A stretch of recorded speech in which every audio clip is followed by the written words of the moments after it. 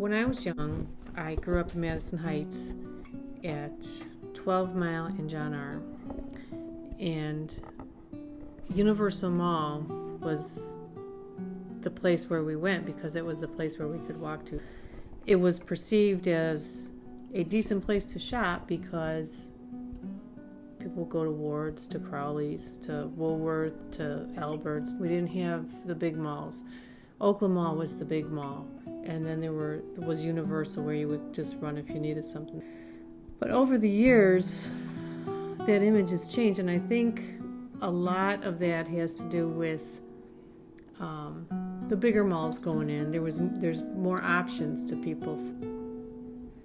Universal Mall being a part of Warren's history is that I believe Universal Mall was one of the first malls in the area, so that had an impact on the area where it would bring people from all over to go to this new way of shopping, a covered place to go to the stores where you don't have to go outside to go from store to store. You would be inside and safe from the elements. And so in that regard, I think the historical value of Universal Mall is significant to Warren's history because it was groundbreaking in its day. I just liked going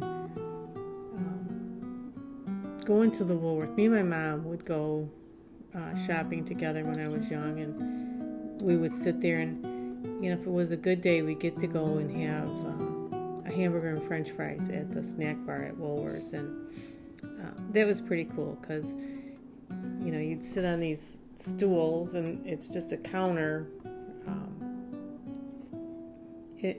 square little snack bar, and it was set in to the floor so that the servers would come up to you and you'd be sitting and they'd be standing and you'd be at eye level, so that was kind of cool. Why is Universal Mall important to me? Going back to when I was a kid, that was really the only place we could go. If it could become an entity that would be